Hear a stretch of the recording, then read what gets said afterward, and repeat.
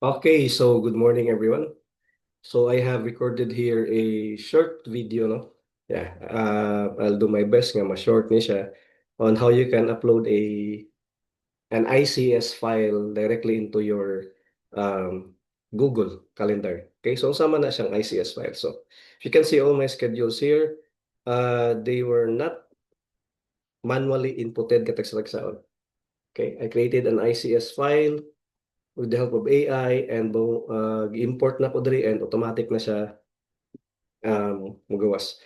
So for my students wah, who will be watching this one, um, nakita ninyo, I have uploaded an update sa schedule na to per activity sa klase.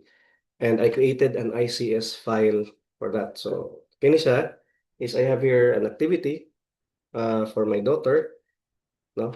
And it needs my involvement. So, the only thing na mas-squeeze na ko siya is 5:30 in the morning para mahimo na ko because basta nailang time niya.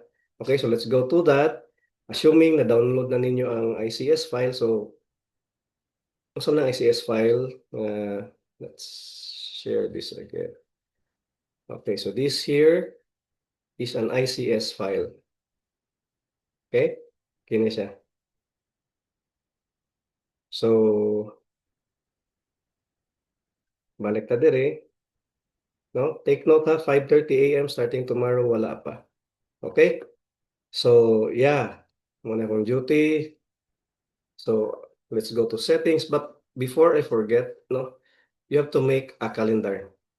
Ano man, the advantage for calendar is inig-delete ni mo na example na accomplish na dali siya. Whereas kung dili siya sa imong account sa Google, when you delete it, na-import naman siya. Sadly, nagod siguro pagi but I still don't know how to do it nga ang certain imported file ra ang imong tangon but no, kung imo siyang i-delete, ma-delete na nimong activity diha.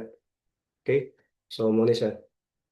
So create, assuming na I'll show you how to create that, no? So kini siyang I don't know what's the term, I forgot. So kini siyang settings, let's go to settings and then kini siya add calendar, create new, then just write the name, usa nga calendar na siya, activity, and then description, then create calendar. Okay? Kanang color unya na ma-assign. So now I have created a calendar. I'll go to import. Then I will select a calendar. Okay.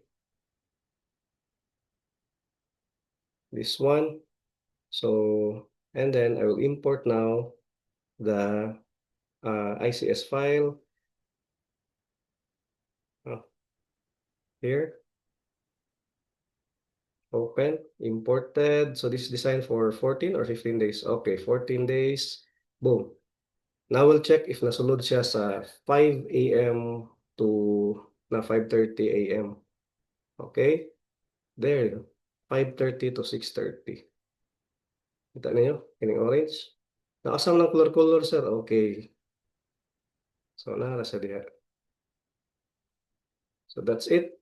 So, 14 days. 1, 2, 3, 4, 5, 6. Let's go to the next. So, 7, 8, 9, 10, 11, 12, 13. Oh, yeah, 14. 14. So, kompleto siya. Okay? So, that's how you do it.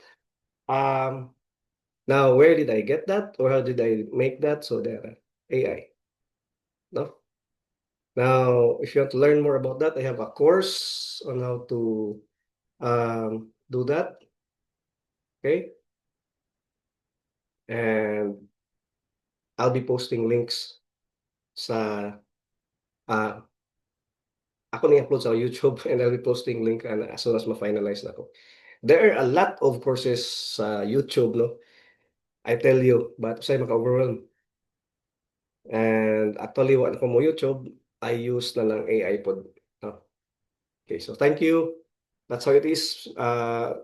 For my students watching this, I'll be posting the .ics file that I created for our subject. And you can do this Android, but sadly, no, example, yung download niyo sa ICS file, inig-open ninyo, i-direct ka dayon dito sa unsa ni i-direct kanya dayon dito sa kanang mura upload all, but the problem is di ka makapili kalendar dito siya upload nimo, dito siya mo upload rather kung asa siya na create. I mean unsay account nimo sa Facebook, sa Facebook, sa Gmail nga gigamit or sa Google, no?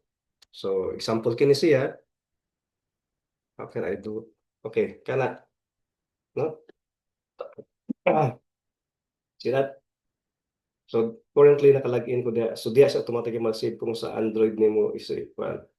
Okay? But diri sa uh, laptop or computer is na kay nani nga interface o kita. Okay? That's it. Thank you and yeah, that's how you do it.